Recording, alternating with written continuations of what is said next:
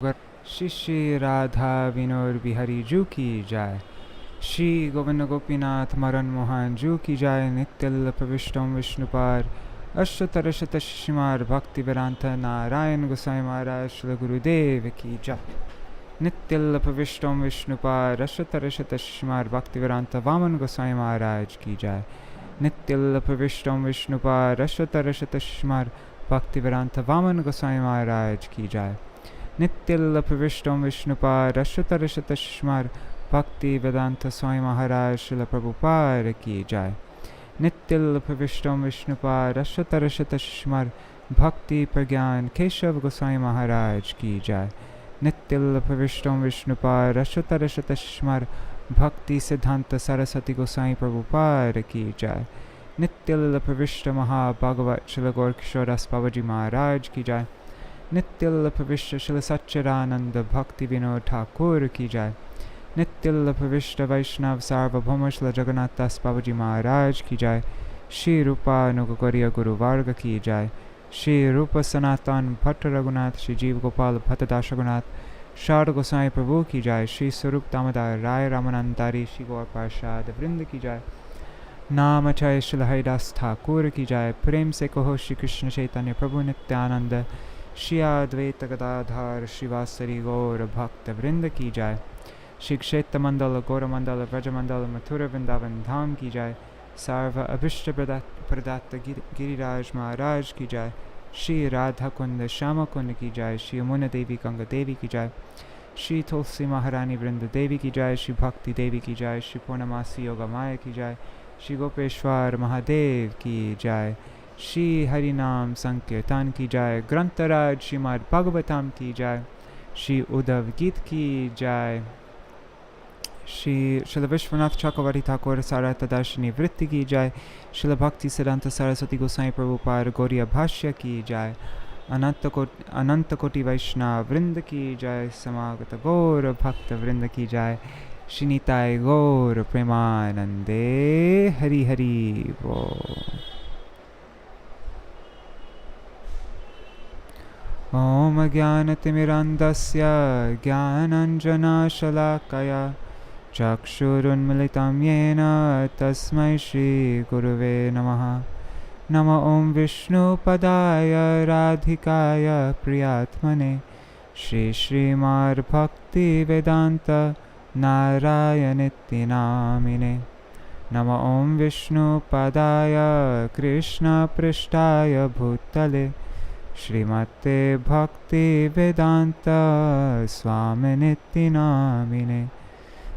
वाञ्छाकल्पतरुभ्यश्च कृपा सिन्धुभ्य एव च पतितानां पावनेभ्यो वैष्णवेभ्यो नमो नमः।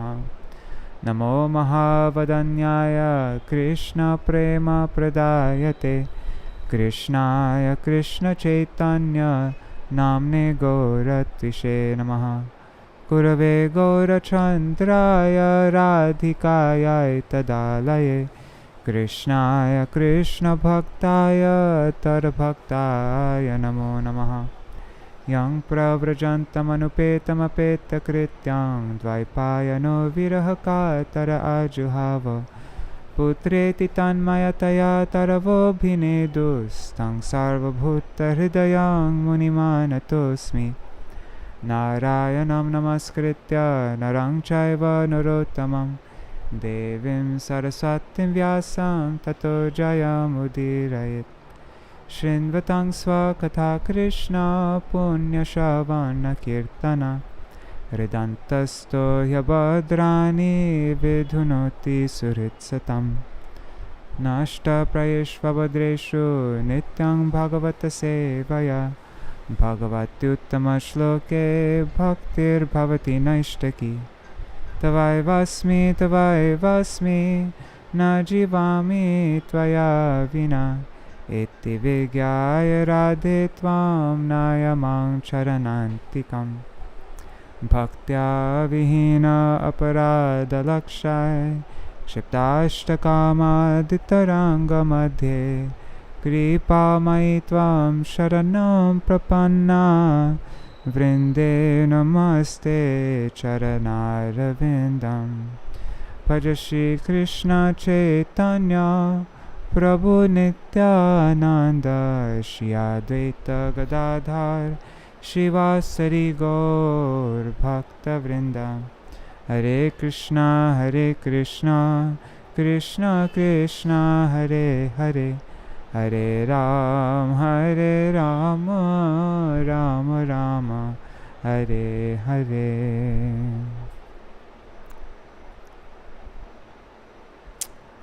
Hari Bol, everybody. Dandavat pranams to everybody watching. So, like yesterday, I'm pre-recording the video so that we don't have any internet troubles while I'm here in Kolkata. I don't have any Wi-Fi access. I'm just using my mobile data. So, also, although I'm pre-recording this, I will be there in the comments right now, seeing all who is there and responding to anything anybody has to say there. So, alright, let's begin. I'm going to go through all the we'll go through the end of the 14th chapter and then through the whole 15th chapter. I wasn't able to read the purports for the two last verses of the 15th chapter, and then we'll begin the 16th chapter. That's what I'll do now. Alright, so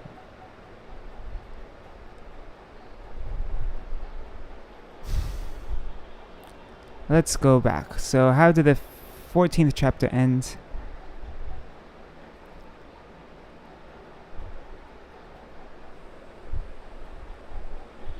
Even if I offer liberation from the vicious cycle of repeated birth and death to those pure devotees who are very sober, they do not accept it. The perfection of liberation is achieved when one is completely detached from matter. A devotee who has no personal ambition is eligible for engaging in my loving devotional service. My unalloyed devotees who are without material attachment, who treat all living entities equally, and who have attained me who am beyond the reach of material intelligence, those unalloyed devotees are not subject to material piety and impiety, which arise from the good and evil of this world.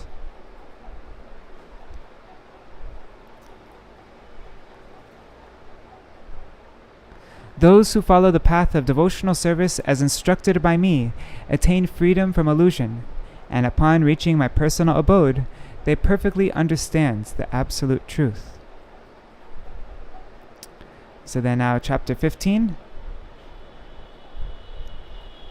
The Supreme Lord said, "Those who will not follow the path of devotional service, speculative knowledge, and fruitive activities as prescribed by me, and simply work to fulfill their insignificant material desires, will certainly continue in the cycle of repeated birth and death. To remain fixed in one's position is known as piety, or a good quality, and to deviate from one's position is known as impiety, or a fault. This is how piety and impiety should be ascertained." 1 second, I'm just moving and more comfortable.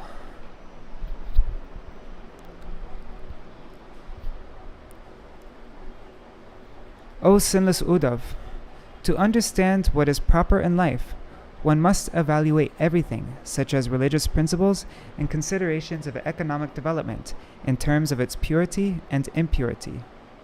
Even in ordinary dealings, one must be able to distinguish between good and bad. As a matter of survival, one must be able to distinguish between that which is auspicious and that which is inauspicious. I have revealed these methods for making distinctions for those who bear the burden of maintaining mundane religious principles. So those who bear the burden of maintaining mundane religious principles, for them, Krishna has revealed the methods for making distinctions between good and bad. But for the devotee, they're beyond all these things.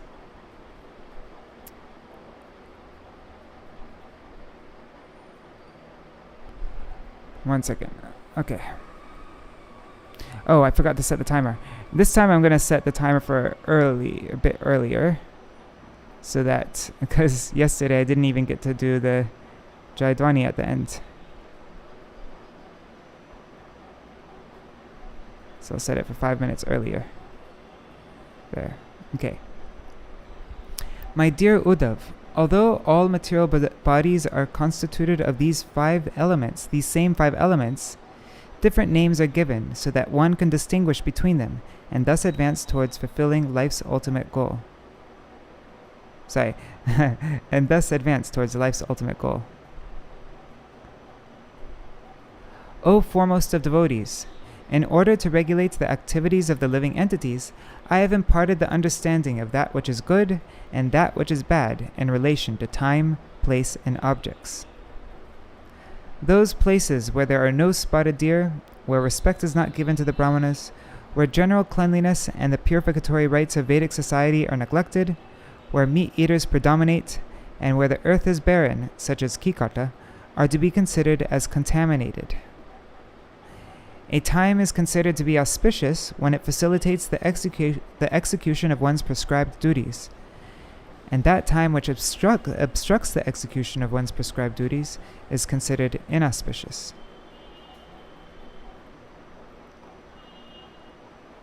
An object's purity or impurity is established by contact with another object, by words, by rituals, by the effects of time, or according to its magnitude.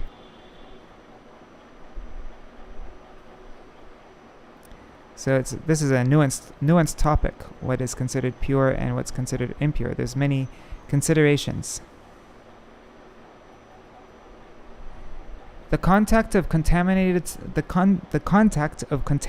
substances may or may not affect one with sinful contamination, depending on one's prowess, spiritual advancement, development of intelligence, and other such conditions.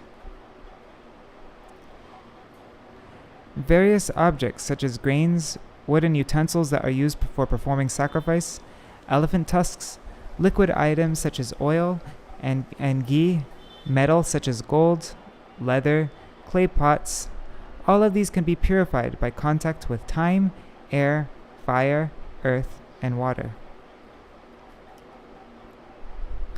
If a surface, a container, or cloth is contaminated by the touch of an abominable object, it can be purified by cleansing it with caustic soda, acid, and water until the smell or dirt is completely removed. One can purify the self by bathing, giving charity, performing austerity, undergoing purificatory rituals, as well as by personal prowess, the performance of prescribed duties, and above all, remembrance of me. One who is twice born should purify himself before he engages in prescribed duties. A mantra is purified when it is heard from the mouth of a bona fide spiritual master. One's activities are purified by offering the results to me. Purified place, time, ingredients, performer, mantras, and actions constitutes religion, and negligence of these 6 constitutes irreligion. Sometimes what seems to be piety is actually sin, and sometimes what normally is sinful is to be considered pious. Because of this, it seems that there is no clear distinction between piety and sin. Activities that would degrade an elevated person do not cause a fall down for those who are already fallen. Indeed, one who is lying on the ground cannot possibly fall any further.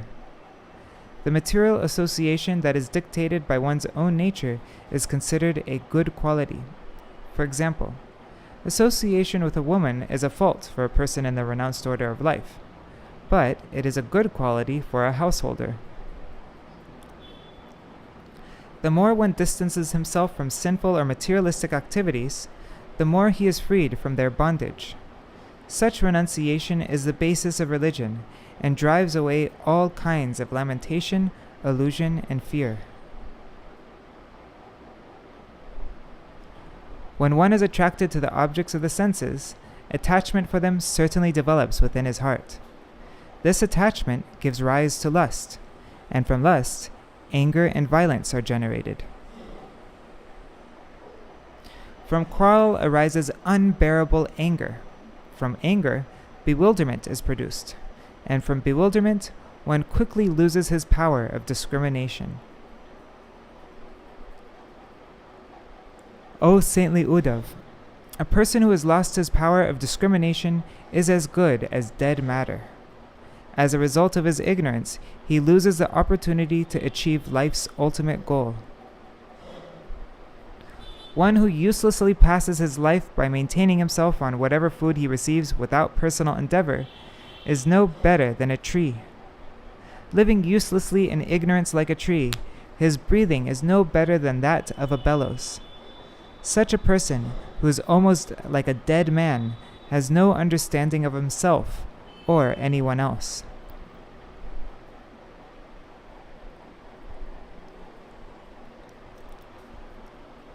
The attainment of heavenly enjoyment as the result of pious activities is not the ultimate goal of life for human beings. Just as a child is promised a sweet to create his desire for taking medicine, the promise of heavenly rewards that are described in the scriptures are there to create a desire for performing pious activities. But they aren't the ultimate goal of the Vedas. They're just there to trick us into following these prescribed rules. Okay. Right from their birth, human beings naturally become attached to the animalistic propensities, a long duration of life, sense gratification, They become attached to animalistic propensities, a long duration of life, sense gratification, bodily strength, personal influence, friends and family, all of which create anarthas that defeat the real purpose of life.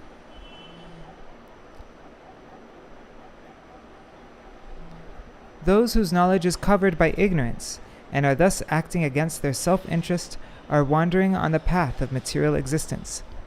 Why would the Vedas encourage them to enter deeper into darkness by engaging them in sense gratification? Without understanding the actual intention of the Vedic literature, some evil-minded people, such as the karma mimamsakas, who are bewildered by the statements promising heavenly rewards that are found in the Vedas, these karma mimamsakas propagate that such flowery statements are the supreme objective of life. However, this is not the opinion of actual authorities, such as Vyasadeva, who know the real purport of the Vedas. Materialistic men, who are naturally very lusty and greedy, think the flowery words of the Vedas to be their actual purpose. Being blinded by the smoke and glare of the sacrificial fire, they cannot understand their actual position. My dear Uddhav, those who perform the Vedic rituals in the hopes of achieving future sense gratification cannot understand that I am situated within the hearts of all living entities, and that this universe is non-different from me, being a manifestation of my energy. It is as if their eyes are covered by a dense fog. If one has a propensity for violence in the form of eating meat, one may slaughter an animal during the performance of a fire sacrifice. By this statement, the Vedas have regulated the propensity for violence. The Vedas neither encourage animal slaughter nor prescribe it. Without understanding my inner intentions, fruitive workers who are fond of violence worship the demigods, forefathers, and leaders of ghostly creatures with a desire to achieve heavenly pleasure, and thus they cruelly slaughter innocent animals in sacrifice.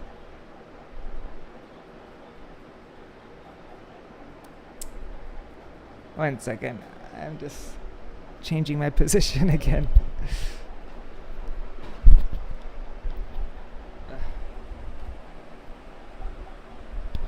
Here.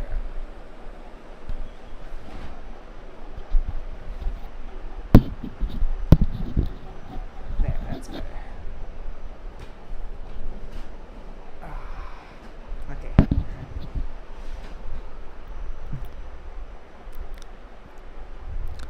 Just as a foolish businessman desiring to attain additional wealth may cross the insurmountable ocean and invest his previously accumulated wealth speculatively, and thus lose everything, fruitive workers desiring to experience heavenly pleasures after death, which is only like a dream, whimsically wastes their time performing Vedic sacrifices.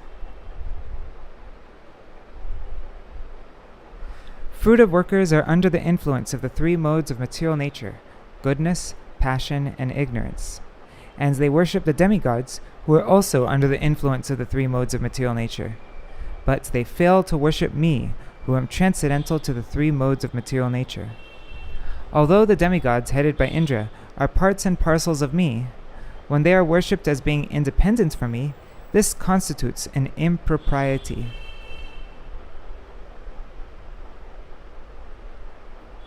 Discussions about me are not pleasing to those who are greedy and proud, and whose minds are attracted to the flowery words of the Karma-kanda sections of the Vedas. Because of their excessive pride and greed, they think, we will go to heaven as a result of worshipping the demigods and enjoy immense happiness there. When our enjoyment is exhausted, we will return to this world, being born in a family of aristocratic householders. The Vedas, which consists of 3 divisions, reveal that the soul is spiritual and has nothing to do with material existence. The soul is not a product of matter. Great sages explain this truth in an esoteric manner, and I approve of their confidential teachings. Those who are pure-hearted are eligible to receive Vedic knowledge, whereas those whose hearts are contaminated certainly fall down.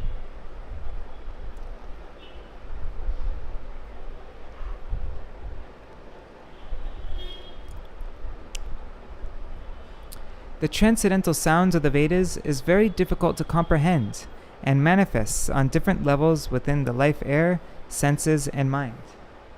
Actually, the transcendental sounds of the Vedas is unlimited, unfathomable, and very grave like an ocean.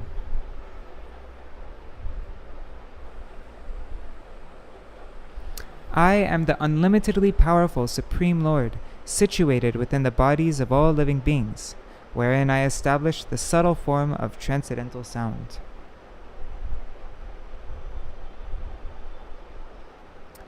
Just as a spider produces its web from its mouth, the Supreme Lord manifests himself as the primeval vital air, consisting of all the sacred Vedic meters and full of transcendental pleasure. The Lord, from the sky of his heart, creates the unlimited Vedic sounds through the agency of his mind. The sound vibrations of the Vedas then spread in all directions, adorned with various letters, meters, consonants, vowels, and semivowels. The Vedas are expressed in different meters, each having 4 more syllables than the previous one. Ultimately, the Supreme Lord withdraws the unlimited and unfathomable manifestation of Vedic sound within himself. Isn't that such an awesome description? The Vedic meters are Gayatri, Ushnik, Anushtup, Brihati, Pankti, Trishtup, Jagati, Atichanda, Atyashti, Atijagati, and Ativirat.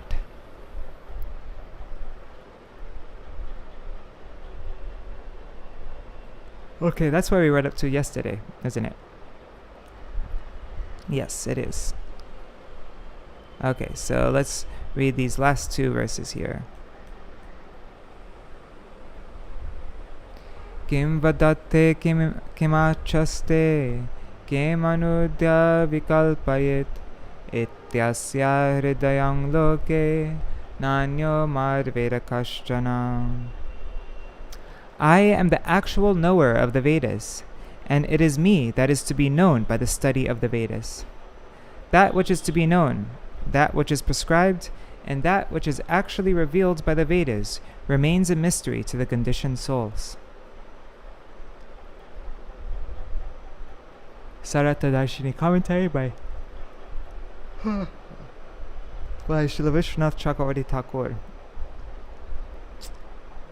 Sorry, I shouldn't be tired now. It's 10 a.m.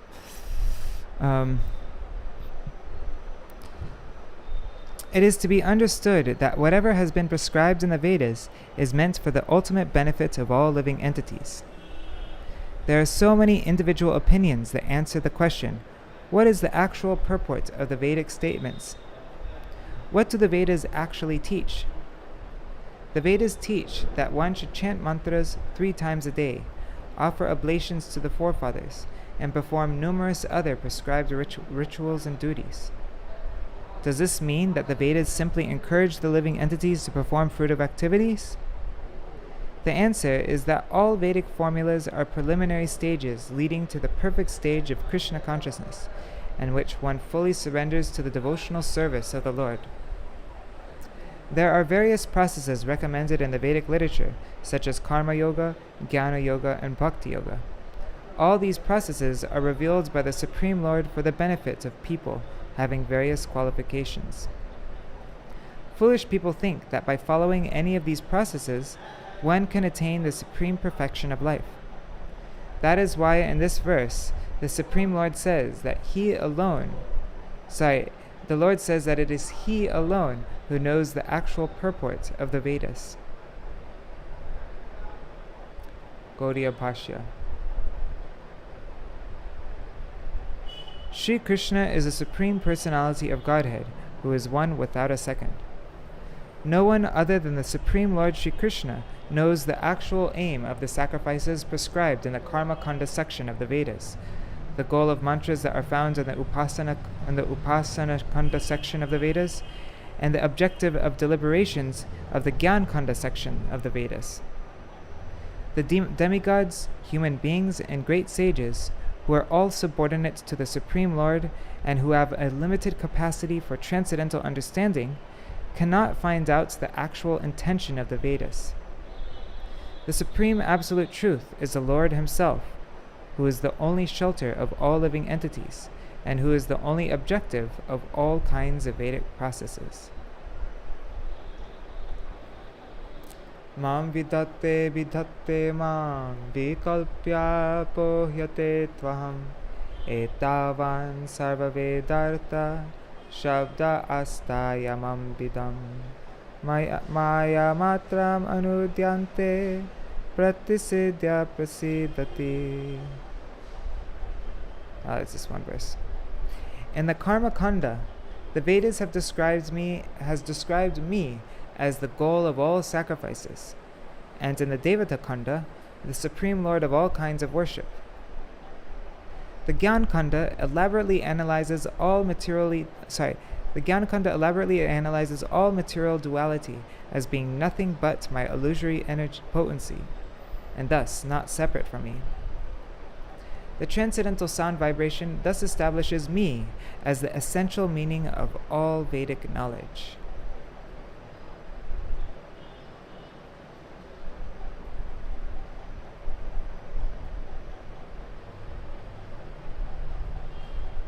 Okay, Sārārtha-darśinī. By all the Vedas, the Supreme Lord is to be known. Devotional service is described as being under the guidance of the internal potency of the Supreme Lord, and it is the constitutional duty of the living entities. The recommendation to perform sacrifices is meant to ultimately bring one to the platform of devotional service. It has been stated by the Supreme Lord, "In the beginning of creation, I spoke the Vedic wisdom to Brahma, and thereafter it became known as Bhagavat Dharma. Indeed, I am the goal of the Vedas." After elaborately propagating the various paths of wisdom, the Vedas concluded that the Supreme Personality of Godhead is the ultimate goal. The 3 Kandas of the Vedas propagate karma, jnana, and bhakti. At the same time, it has refuted the path of karma, as well as the path of jnana, or the cultivation of knowledge. First, the Vedas advocate that one renounce the performance of activities with an attachment to the results, but instead engage in karma without any material desires. By such a practice, one gradually comes to the platform of jnana, wherein one is advised to give up all fruitive activities, even if performed without material desires. When one comes to the platform of perfection of jnana, one is advised to give up the very cultivation of knowledge while attempting to merge into transcendence. However, it is to be carefully noted that nowhere in any Vedic literature has it been advised that one should renounce the devotional service of the Lord. The teachings of the Vedas are based on the idea that eventually everyone must come to the platform of devotional service to the Supreme Lord. It has been concluded that the Supreme Lord is the ultimate shelter, and that the processes of karma and jnana are by nature illusory. The performance of karma takes place within the jurisdiction of the three modes of material nature, and the cultivation of knowledge causes one to be situated in the three modes of goodness. Sorry, I said, did I say three modes? I started getting sleepy. And the cultivation of knowledge causes one to be situated in the mode of goodness. Therefore, ultimately, these processes are to be abandoned, because they cannot actually lead one to the platform of transcendence. The Vedas felt immense pleasure by describing the wonderfully sweet qualities of devotional service, which is transcendental to the three modes of material nature. Indeed, it is the desire of the Vedas that the conditioned soul may drown in the transcendentally sweet mellows of devotional service. Gauḍīya Bhāṣya. The sacrifices that are prescribed in the Karma-kanda sections of the Vedas are manifestations of the Supreme Lord. The ultimate goal of all kinds of activities is certainly to satisfy the Supreme Lord. A multitude of Vedic paths of advancement have been promoted simply due to the conditioned soul's lack of love for the Supreme Lord. It is the Supreme Lord alone who is able to remove the coverings of ignorance from the minds of the living entities. He is certainly the ultimate goal of all kinds of ritualistic performances found in the Vedas. In this material world, there is a distinction between an object and a sound that represents it. Because ordinary sounds are under the jurisdiction of material time and place, they are incompetent for ascertaining the nature of an object. The conditioned souls consider the objects that make up their material environment as meant for their personal enjoyment. When a person gives up this materialistic conception as being the enjoyer of all that he surveys, and instead becomes inclined toward the Lord's devotional service, the distinction between an object and the sound that represents it is vanquished. At that time, one becomes liberated from the Lord's illusory energy, Maya, and obtains engagement in the transcendental service of the Supreme Lord. From the viewpoint of enlightenment, it can be understood that with every syllable, the Vedas declare the glories of the Supreme Lord and establish him as the supreme worshipable object for all classes of living beings. Thus ends the translation of the 15th chapter of the Uddhava-gi, entitled Explanation of the Vedic Path, with the commentaries of Śrīla Viśvanātha Cakravartī Ṭhākura and chapter summary and purports by Śrīla Bhaktisiddhānta Sarasvatī Ṭhākura.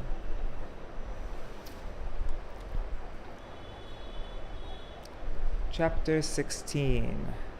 Now we begin chapter 16, Enumeration of the Elements of Material Creation. Okay, so now we're reading the Katha-sāra, the chapter summary, which is actually written by Śrīla Bhakti Pramod Puri Goswāmī Maharaj. That's what I heard from Shivas. Oh God, I'm starting to get tired though. In this chapter, there is a description of the material elements, the natures of male and female, and birth and death.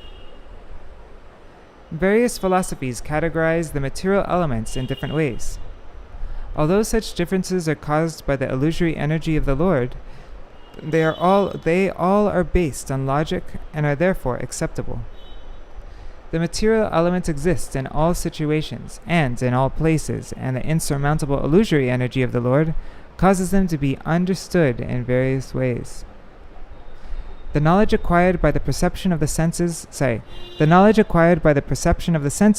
can determine, to some extent, the material elements, but can never penetrate to the eternal soul. There is a supreme controller of nature, and he is also the supreme enjoyer, not the controlled, minute individual souls. The three modes of material nature cause the conditioned souls to appreciate different aspects of material nature. Those in the mode of goodness appreciate knowledge. Those in the mode of passion appreciate activity. And those in the mode of ignorance appreciate foolishness. Time is a representation of the Supreme Personality of Godhead, and the original cause of material... Time is a representation of the Supreme Personality of Godhead, and the original cause of material propensities is the Mahatattva. In this chapter, 25 material elements are enumerated. One is the material Lord, material nature, the Mahatattva, false ego, ether, air, fire, water, earth, the eyes, ears, nose, tongue, skin, speech, and the hands, the feet, the genitals, anus, and the mind, sound, touch, form, taste, and smell. In the beginning, the Lord glances over the material energy so that the creation, maintenance, and destruction of the cosmic manifestation is brought into existence. Under the control of the Lord, in this way, under the control... I need to... Let me reread this. In the beginning, the Lord glances over the material energy so that the creation, maintenance, and destruction of the cosmic manifestations is brought into existence under the control of the Lord. In this way, there is a distinction made between the Purusha and Prakriti, although in one sense they are non-different as cause and effect. The universe is brought about by the interaction of the three modes of material nature, which cause matter to be in a constant state of transformation. The rebellious living beings are then forced to accept material bodies in the cosmic manifestation as a result of their previous fruitive activities. Because his knowledge of himself is covered by the illusory energy of the Lord, the conditioned soul cannot understand his actual position. The subtle body, which is filled with desires for sense gratification, carries the helpless conditioned soul from one body to another. The body undergoes 9 stages of transformation due to being under the control of the three modes of material nature. These are impregnation, gestation within the womb, birth, childhood, youth, maturity, middle age, old age, and finally death. From the death of one's father and the birth of one's child, one can understand the temporary nature of his own body. The conscious self is distinct from the material body, and it determines the conscious self is distinct from the material body it identifies with. The conscious self does not identify with the body. The conditioned soul is in the darkness of ignorance, being bewildered by the objects of the senses, and thus he achieves various destinations, one after another, within the cosmic manifestation. In this way, the conditioned soul wanders throughout the universe under the spell of material nature, sometimes residing in heaven due to the predominance of the mode of goodness, and sometimes appearing in human society due to the predominance of the mode of passion, and sometimes being forced into lower species of life.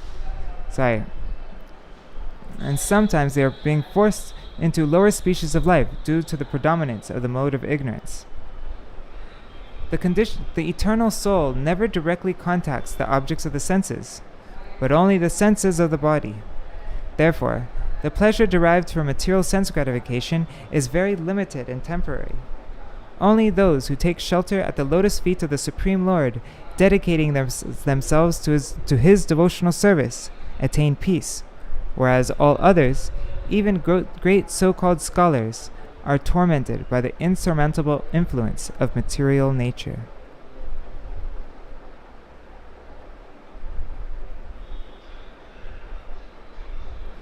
Alright, I'm thinking maybe I should end here for now, because I'm really getting sleepy. Maybe I will record the rest of this later on. I've read for 40 minutes, so I have another 20 minutes. Yeah, so I'm going to come back and finish. I'm going to take a little nap now. Didn't sleep much last night. Alright, that's the great thing with pre-recording, is that I can take breaks. Alright, Haribol.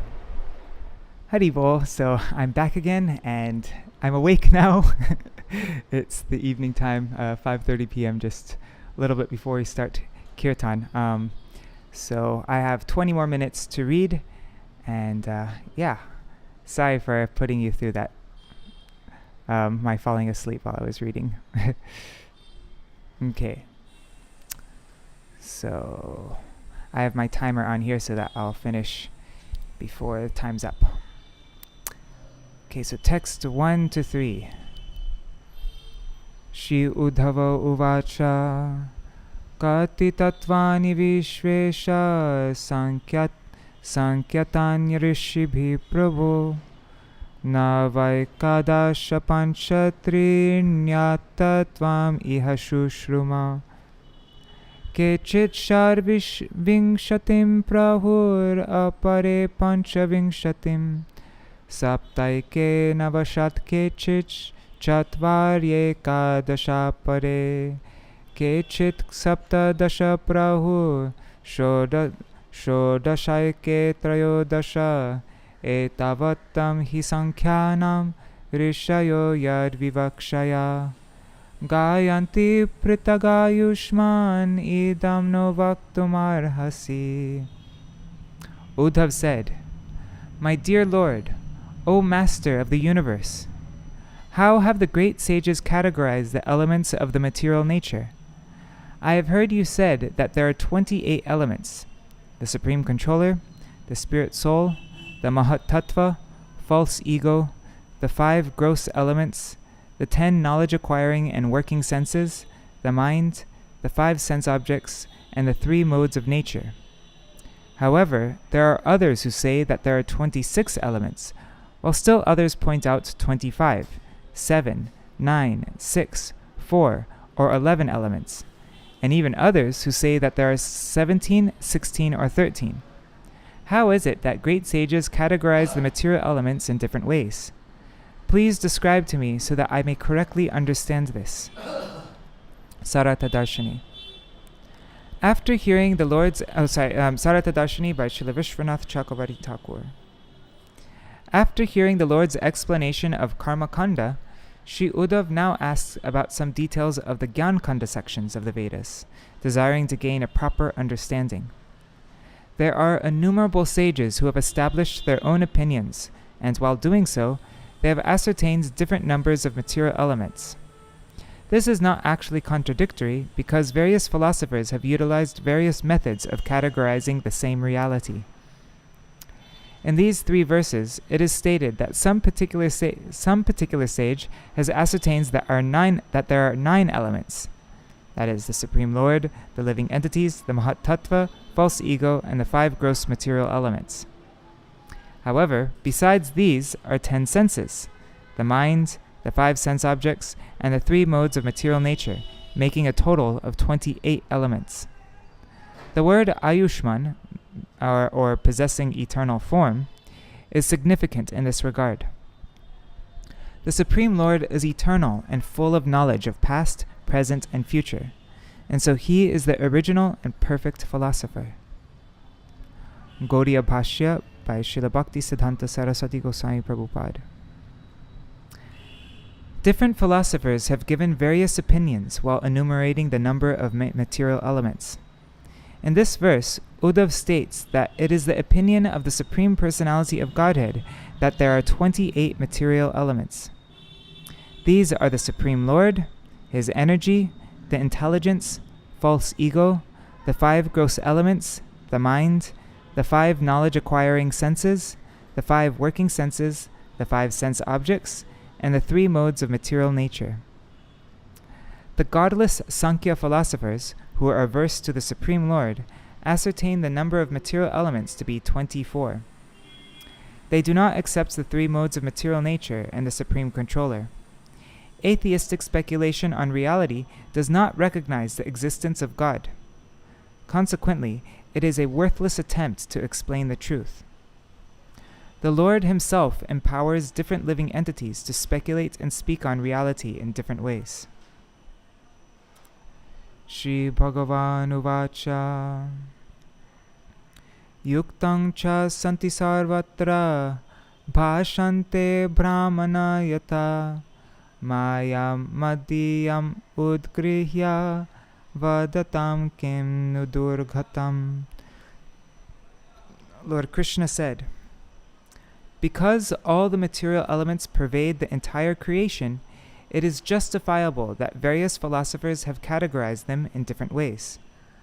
All these learned men have worked under the influence of my mystic potency, thus seeing things from various perspectives." Sārārtha-darśinī.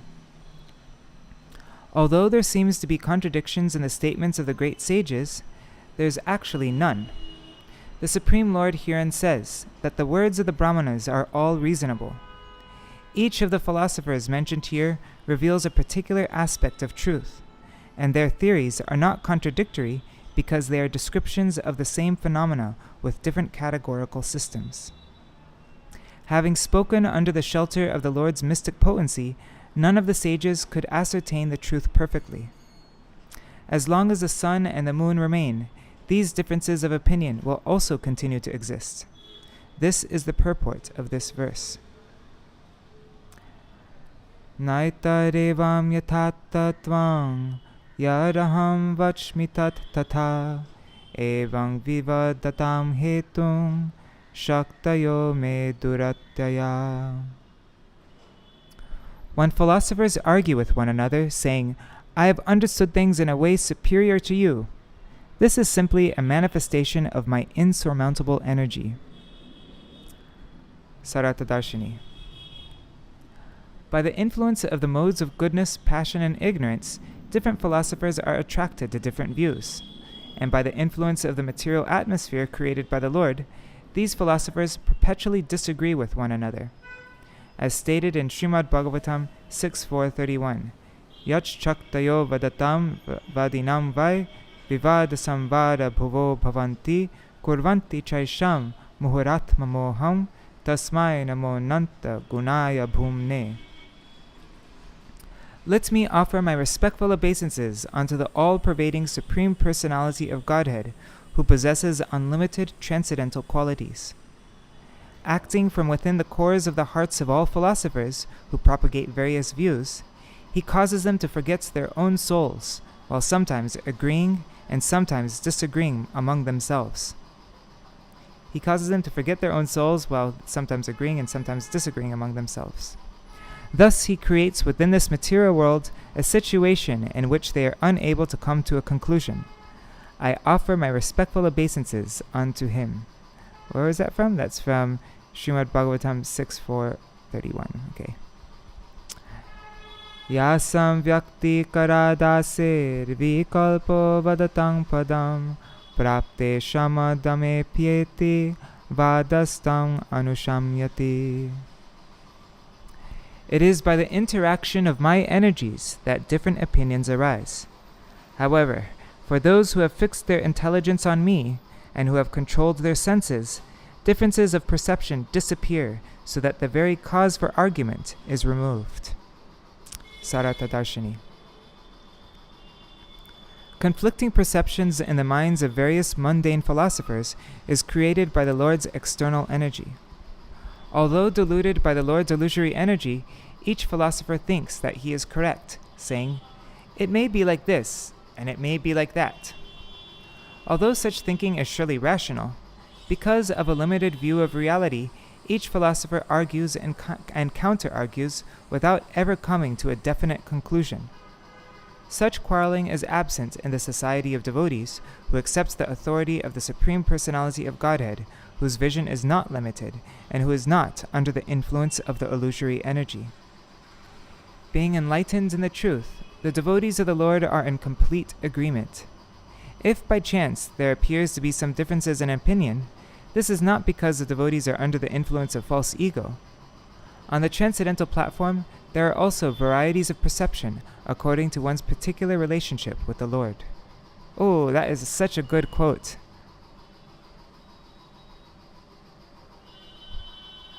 I want to save this. Just give me a second to save this.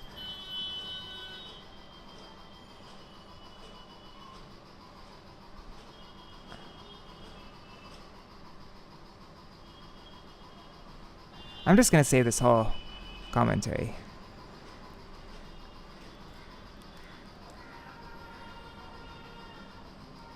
There. Okay, sorry. Thanks for letting me do that. Parasparānupraveshat tattvanam purusharshava Purva parya prasankhyanam yatha vaktur vivakshitam. O best among men, since the subtle and gross material elements are situated within one another, various philosophers estimate their numbers differently. Sārārtha-darśinī. The creation of the universe is enacted from subtle to gross as an effect of the inconceivable potency of the Lord. The cause is present in the effect, and so the effect is also subtly present in the cause. Considering this, it is concluded that all the elements are present in each element. It is for this reason that the elements of material nature can be categorized in various ways. That materialistic philosophers speculate according to their own propensities and limitations, they each consider their own conclusions to be the best. This is being described in these two verses. Ekasmin api drishyante pravishtani tarani cha purvasmin va parasmin va tattve tattvani sarvashah. The subtle material elements are present within their transformations. The subtle material elements are present within their transformations, the gross elements. And the gross material elements are present in their subtle causes. This is true because creation is enacted from subtle to gross in a series of transformations. For this reason, all the material elements are present in each element. Sārārtha-darśinī. The example can be given that within clay, the potentiality for a clay pot exists, just as the presence of clay is within the pot. In this way, all of the material elements are present within each element, and ultimately, all elements have as their shelter the Supreme Personality of Godhead. Purva paryam ato mishang prasankhyanam abhipsatam yatha viviktam yad vaktrang grinimo yukti sambhavat. Therefore, regardless of the particular philosopher and his means of calculation, whether he includes material elements within their previous subtle causes or subsequent manifest products, I accept their conclusions as authoritative, because a logical explanation can always be given for all such theories. Sārārtha-darśinī. Even though materialistic philosophers rationally describe the universe from varying perceptions, they can never come to an ultimate understanding without hearing from the Lord or his representative. One should therefore not be proud of his limited intelligence, just because he has some partial understanding of material existence. Gauḍīya Bhāṣya. Due to misuse of their minute independence, even expert living entities come under the control of perpetual ignorance and thus enter into perpetual conflicts and arguments. One who does not misuse his good intelligence and is devoid of the propensity for material enjoyment is certainly a candidate for the pure devotional service of the Lord. Such a devotee can enlighten the entire world with the understanding of devotional service to the Supreme Lord. On the other hand, if a blind person guides another blind person, both will fall into a ditch. Non-devotees, such as the karmis and jnanis, can never impart perfect knowledge for the simple reason that they are not self-realized. Anadya vidya yuktasya purushasyaatma vedanam svato na sambhavad anyas tattvagyo jnanado bhavet. Because the conditioned souls who have been covered by the illusory energy of the Lord since time immemorial cannot effect their own liberation, there must be someone else possessing pure knowledge who can free himself from material entanglement. Sorry, I messed up. Let me reread this. Because the conditioned souls who have been covered by the illusory energy of the Lord since time immemorial cannot effect their own liberation, there must be someone else possessing pure knowledge who can free the living entity from material entanglement. Sārārtha-darśinī. Uddhava explained how some materialistic philosophers see 25 categories of elements, whereas others see 26. Generally, this distinction is caused by a difference in spiritual understanding. Some see the individual soul and the Supreme Soul to be one and the same, and so they count 25, whereas others recognize the distinction between the one Supreme Lord and the many minute living entities maintained by the one Lord, and so they count 26.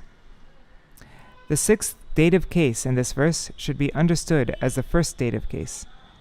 Because the conditioned souls forgot their constitutional position, it is the omniscient Supreme Lord who can revive their original nature by imparting to them the knowledge of the Self. This is the opinion of all the Vaishnava authorities. Gauḍīya Bhāṣya. Those whose only means for acquiring knowledge is their mundane experience are unable to realize the transcendental Supreme Personality of Godhead, along with His eternal variegatedness. As a result of their mundane conceptions, such empiricists preach the philosophy of impersonalism while internally remaining sense enjoyers and externally displaying renunciation. These conditioned souls, instead of understanding themselves as minute individual spirit souls, believe themselves to be the all-pervading supersoul. And yet, in spite of such pretensions, such mundane philosophers cannot escape the duality of lamentation and illusion. Because of rejecting their subordination to the Supreme Lord, they forever remain within the darkness of ignorance. However, if such unfortunate souls somehow take to devotional service, then all their inauspiciousness can be destroyed. When they understand that the Supreme Lord is the only enjoyer and the original source of everything, they can simultaneously realize themselves as minute particles of spirit that are the Lord's eternal servants. Alright, so I have 2 more minutes left. That's enough time to do Jaidvani. So we will continue on from this point, text 11, tomorrow. Alright. Hare Krishna, Krishna Krishna, Hare Hare, Hare Rama, Rama Rama, Hare Hare, Hare Krishna, Krishna Krishna, Hare Hare, Hare Rama, Rama Rama, Hare Hare. Nitai Gaur, Hari Bol, Hari Bol, Hari Bol, Gaur Hari Bol. Jai Shri Guru Gauranga Gandharvika Giridhari Shri Radha Vinod Bihari Ju ki Jai, Shri Govinda Gopinath Maran Mohan Ju ki Jai, Nityal Pravishtam Vishnupad Śrīla Bhaktivedanta Narayan Gosvāmī Maharaj Śrīla Gurudev ki Jai, Nityal Pravishtam Vishnupad Śrīla Bhaktivedanta Vaman Gosvāmī Maharaj ki Jai, Nityal Pravishtam Vishnupad Śrīla Bhaktivedanta Swami Maharaj Śrīla Prabhupāda ki Jai, Nityal Pravishtam Vishnupad Śrīla Bhakti Pragyan Keshav Gosvāmī Maharaj ki Jai, Nityal Pravishtam Vishnupad Śrīla Bhaktisiddhānta Sarasvatī Gosvāmī Prabhupāda ki Jai, Nityal Pravishta Maha Bhagavat Śrīla Goraksharas Babaji Maharaj ki Jai, Nityal Pravishta Śrīla Satchidananda Bhakti Vinod Ṭhākura ki Jai, Nityal Pravishta Vaishnav Sarvabhauma Śrīla Jagannath Das Babaji Maharaj ki Jai, Shri Rupa Anuga Guru Varga ki Jai, Shri Rupa Sanatan Bhatta Raghunath Shri Jiva Gopal Bhatta Das Raghunath Sharda Goswami Prabhu ki Jai, Shri Swarup Damodar Rai Ramanandari Shri Gaur Parshad Vrinda ki Jai, Namacharya Śrīla Haridas Ṭhākura ki Jai, Prem se Kaho Shri Krishna Chaitanya Prabhu Nityananda Shri Advaita Gadadhar Shivasari Gaur Bhakta Vrinda ki Jai, Shri Kshetra Mandala Gora Mandala Vraja Mandala Mathura Vrindavan Dham ki Jai, Sarva Abhishta Pradati Giriraj Maharaj ki Jai, Shri Radha Kun Shama Kun Yamuna Ganga Tulsi Bhakti Devi ki Jai, Shri Harinam Sankirtan ki Jai, Ananta Koti Vaishnava Vrinda ki Jai, Grantaraj Srimad Bhagavatam ki Jai, Shri Uddhava-gi ki Jai, Shri Nitai Gaur Premanande, Hari Hari Bom, Vrindai Tulsi Devai Priyai Keshavashacha Krishna Bhakti Prada Devi Satyavataya Namo Namaha, Vancha Kalpatarubhyascha Kripa Sindhubhyai Vacha, Patitanam Pavanebhyo Vaishnavebhyo Namo Namaha. And my time is up. See you all tomorrow. Hare Krishna, everybody. Jai Shri Radha.